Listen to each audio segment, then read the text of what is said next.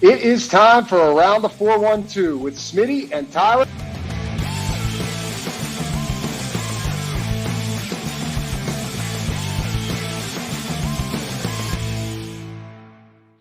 Welcome back to another episode of Around the 412. I'm Tyler. With me, as always, is my co-host, Smitty. Be sure to go follow us on all of our social medias at Around the 412. While you're there, go check out the pinned post on X and go to the description of each of these shows, whether you're on the listening platforms or over on the YouTube, and check out the links that we have in the description. Our first link is year 6 of Rocking Around the 412, our Christmas fundraiser. If you haven't learned anything about it yet, go check out that link. Over the past 25 years, we've been able to raise over $25,000 with the help of all of you to be able to provide Christmas for children in our local 724 and 412 area codes, as well as partnering with the East Rochester Salvation Army and being able to adopt kids off of their angel tree and provide those children Christmas as well. If you click on the GoFundMe link, you can read about the mission, and that's where you can also donate. You can also donate just reaching out to us as well, or you can go to, is it Keeks Barbershop, where you can drop off stuff, as well as you can adopt kids off of the angel tree directly if you wanted to. There's all sorts of ways to get involved, but also that link, if you know any families as well, you can reach out to Smitty or I directly, or our Around the 412 pages, whether that's on Twitter, Instagram, and anything like that. If you want to reach out to us, if you know a family, or if you are a family that could use some help this time of year, feel free to reach out. Don't be shy. We would be definitely willing to help you guys out. So just let us know. But also, we have a Facebook and Etsy link in the description of the shows, which is our friend Haley Wagner's small business, Everything Custom Designs. She can get you some customized clothing, whether that's hoodies, T-shirts, maybe some pajamas for Christmas, Thanksgiving time, a kitchen apron, maybe some Santa hats, a stocking. Who knows? There's a lot of holidays coming up. But if you want to go check that out, we've got 2 links down there for it as well. You're not able to get a hat, but that's okay. She got all sorts of other stuff. Absolutely. All right, let's just dive right into it. The Penguins are back. They're back. 4 straight wins now for this team. I'm about ready to. I mean, we're going to dive into some of the numbers here, but 4 straight wins for this team. The time we talked last week, they had won 2 in a row, but then they also defeated the Kings on Thursday night.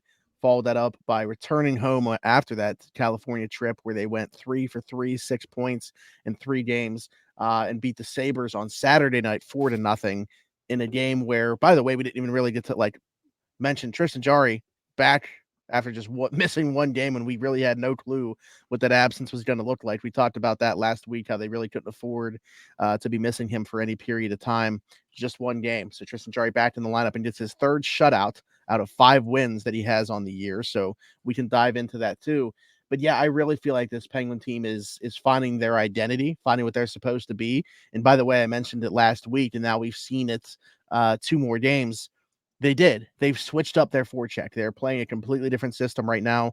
I think that they've come to the realization, credit to Sullivan, who notoriously people have been calling stubborn over the last few seasons, unwilling to change, make the correct lineup decisions, relies too much on veteranship and, leadership, and keeps those guys in the lineup because of those things, the intangible stuff, as opposed to being a better option. But credit where it's due here for sure, because I think that there was a realization we can't continue to play the same style of hockey with the players that we currently have on this roster.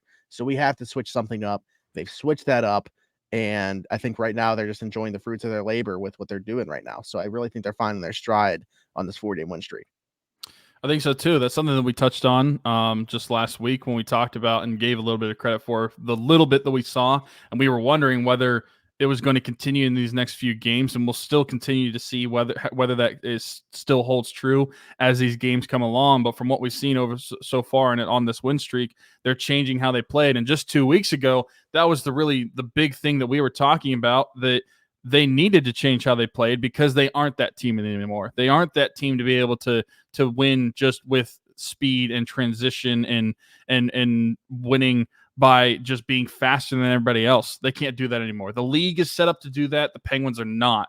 So they had to switch the way they played. And we've seen that in these games, and we've seen the results. We've won 4 in a row.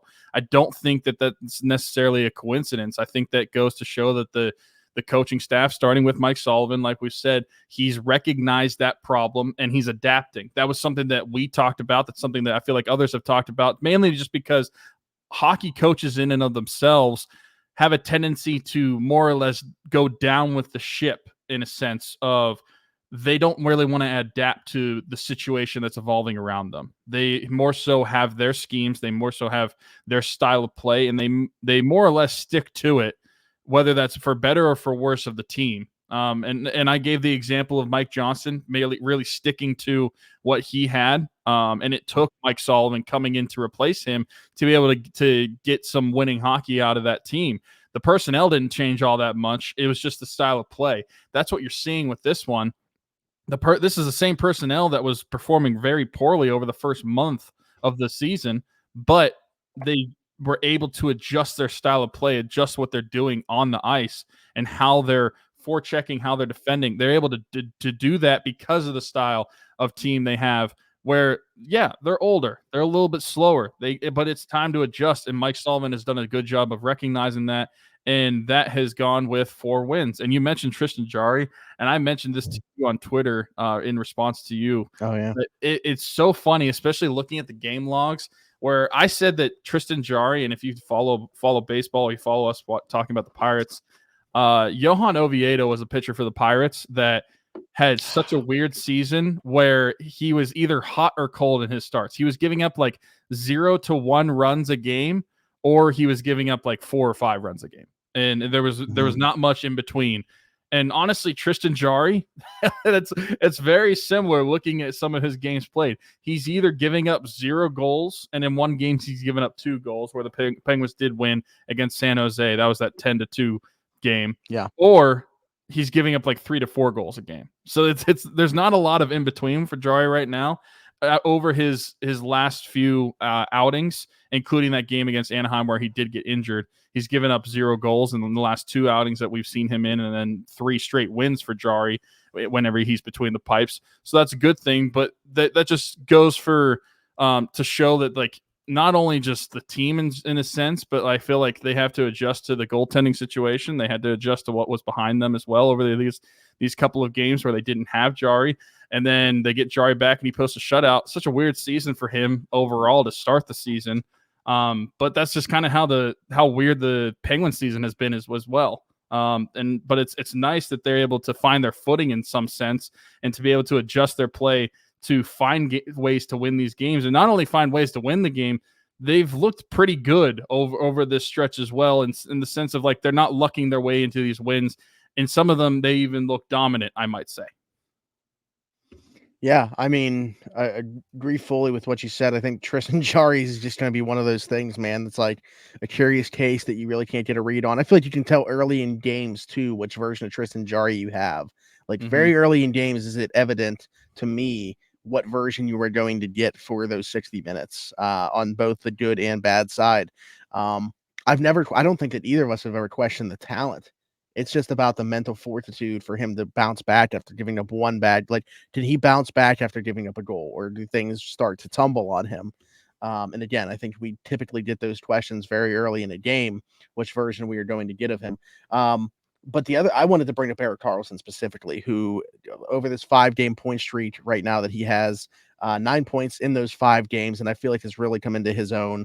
It's funny because, okay, let's look at, I said I wanted to bring up some numbers here for the Penguins, and these aren't like any advanced things. These are just on the surface numbers. Yeah. 7th in goals, 1st in shots on goal. This is in the entire NHL. 1st in face-off percentage. Not sure people are talking about giving the Penguins enough credit for what they've done in the face-off circle this year. 6th in goals allowed, 11th in shots on goal allowed, 11th in penalty kill, 4th in penalty miss. So they're not taking a bunch of penalties either. Now, but here's the thing: 17th in shooting percentage. The Penguins have all. I'm actually surprised that it's that high, because in past years you've seen the Penguins in the bottom 5. Now here's where my issue is: 19th on the power play. That's trending in the right direction. I feel like as of late, I think it's getting better. Still bottom half. Erik Karlsson's a big part of that, but yeah, still in the bottom half of power play. When you talk about the amount of talent that you're putting on that power play. Now, I will say, ever since making the switch where Reilly Smith is full-time on that first power play, I think it's looked better. For whatever reason, it wasn't working with Rickard Rakell playing over there. But to me, Erik Karlsson, I just I just enjoy watching the dude play hockey. Like, I don't know about you, but I just like he just moves different. Watching him skate is a treat. Watching the puck on his stick, watching him command the blue line. Like, he's just a fun player to watch play the game of hockey. And that's why I said before the season, before we had any results to go based off of, I don't know if the Penguins were going to be good. This is what I said. But I know that they're going to be more fun to watch this year. And this guy was a big reason why. I just think what he's done for this team, specifically being able to transition the puck up the ice, has been huge. And I think that when you look at the shots on goal number being first in the NHL, I don't think Ryan Graves has been a good addition up to this point, but he's getting pucks to the net, like specifically from the blue line. I feel like they're getting more pucks through from the blue line thanks to some of the acquisitions they've made, mainly Erik Karlsson. Yeah, I mean, Erik Karlsson, we knew was going to be a good player. I think the one thing that was surprising for a lot of Penguin fans, myself included, is he's not as bad in his own zone as I thought he was going to be, which I think is right. Like, nothing's looked like catastrophic to this point. I literally thought he might be the worst defensive player on the ice, but it didn't matter because how good offensively he is.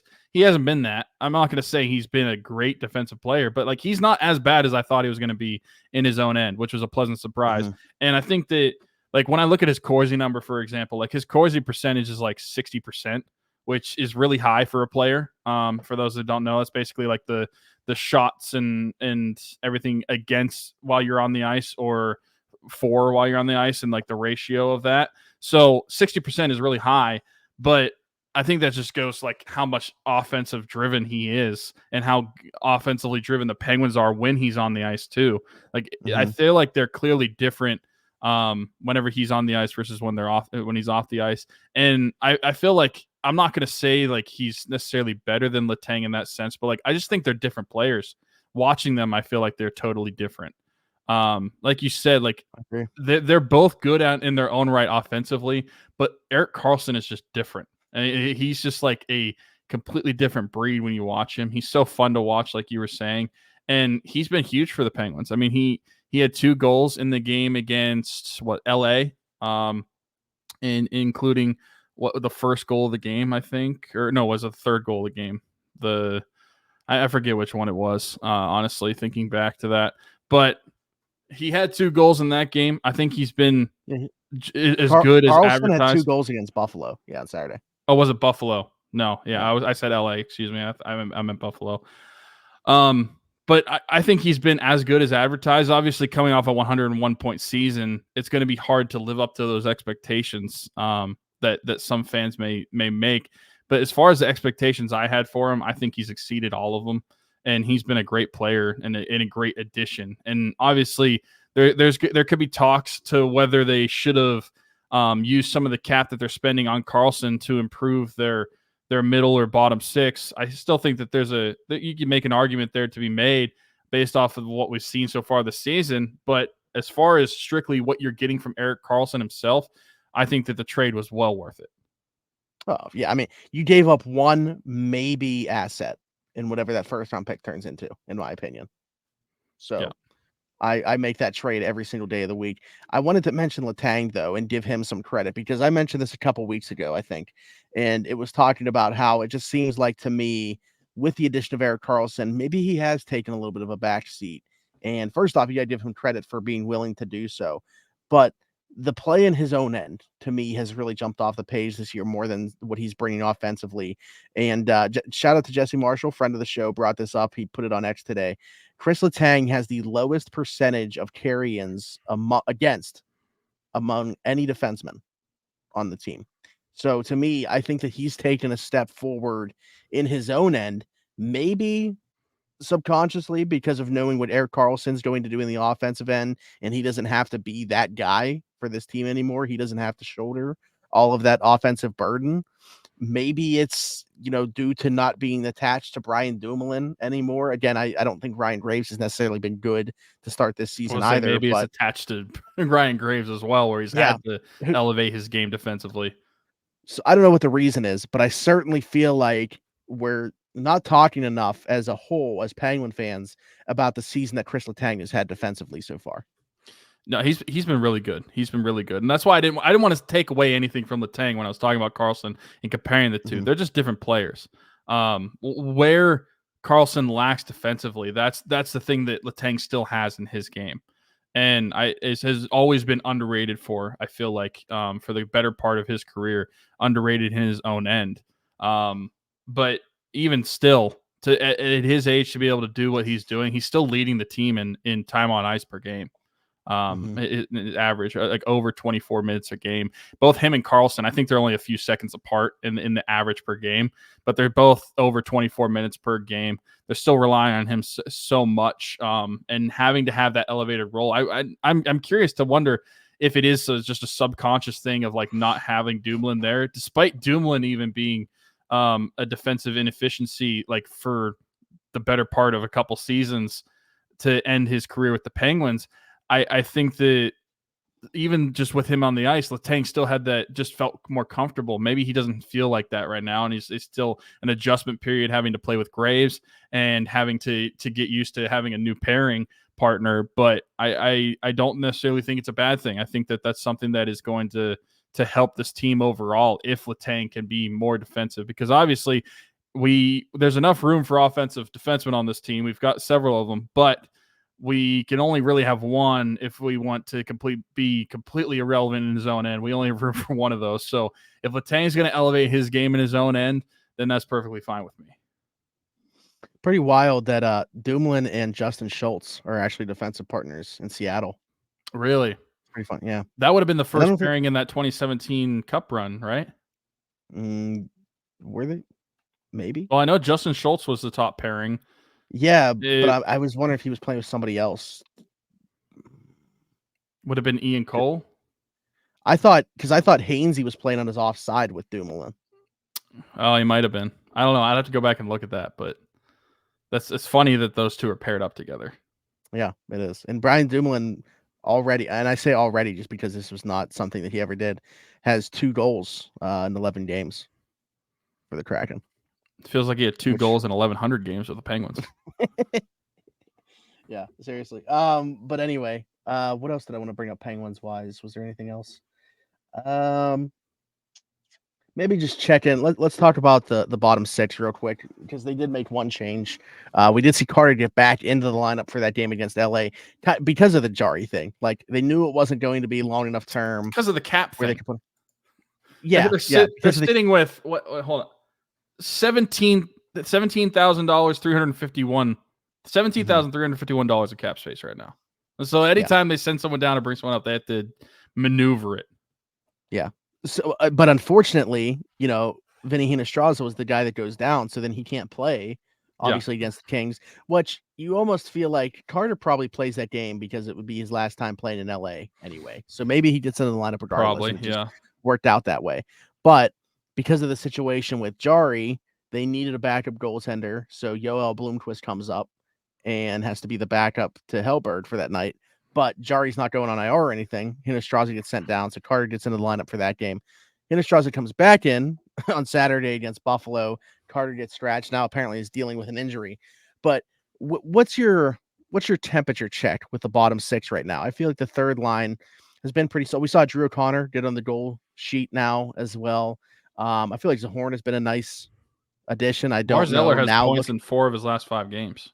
Yeah. But I want to say with Zahorna, really makes you wonder how he was not on the opening night roster with the way that he's looked. And yeah, Lars Eller's been good playing in the middle. Maybe it's just, getting him some young, fresh legs to play in the middle of. Maybe that was the key to, rejuvenating him. But then on the fourth line too, I feel like Vinny Strauss has been, a nice little injection for this lineup too. I thought he was creating some good chances. He scored a goal in his first game up here. Achari's, he is what I think Achari's probably the guy after Carter that's been, the most disappointing and the most worthy of losing his spot. I don't think that's going to happen, but between him and Nieto, along with Hinostroza, I feel like they're at least somewhat noticeable. They're not getting caved in their own end. Achari's at least killing penalties. Nieto's still got, some speed in his legs and can create a little bit. So I don't feel like there's much of a black hole as what it looked like they were going to be at the beginning of the season. I don't either. And it helps when you win, right? Like you're not going to be complaining as much when you're winning games. And if that's the formula that they have, like unless you're Steelers fans, but unless if that's the formula that they have to win these games, I don't hate it. Like I think the third line's actually been pretty good overall. And like you said, maybe Lars Eller just needed some younger guys with Drew O'Connor and Deep Zahorna to be able to have a functioning line for that third line. And with Carter out, I think that Hinostroza has looked good in the lineup, and that fourth line, like you said, it's not like it's an amazing line. It's not great, but it's playable. It's more playable than it was whenever Carter was out there. And so my temperature check on it is like, obviously, I still think that there's a spot or two that could change. Like you could see a Jarry be like replaced with somebody else, but I don't think that's as much of a need right now based off of where we were just a few weeks ago looking at this bottom six.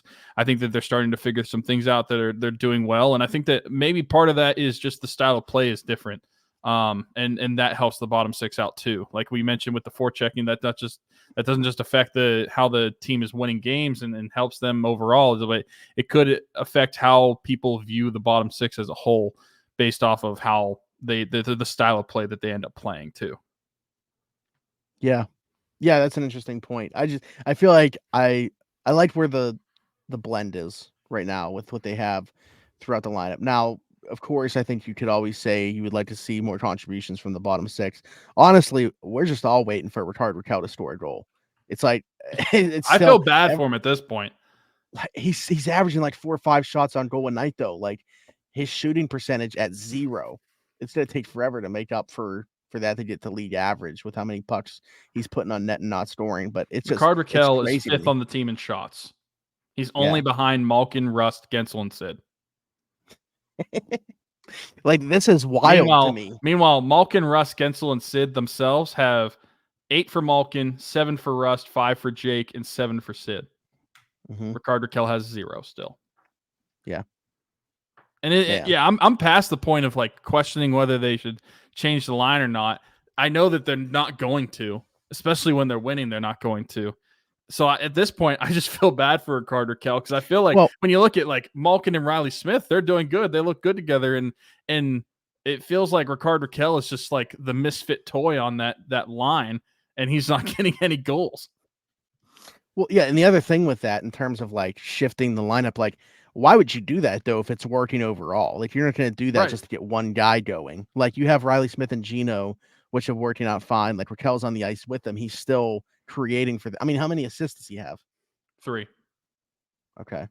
And then you look at what the top line's doing. Like those guys are all playing well together. So why would you switch Rust and Rakell just in hopes of getting Rakell specifically going when everything else is working fine?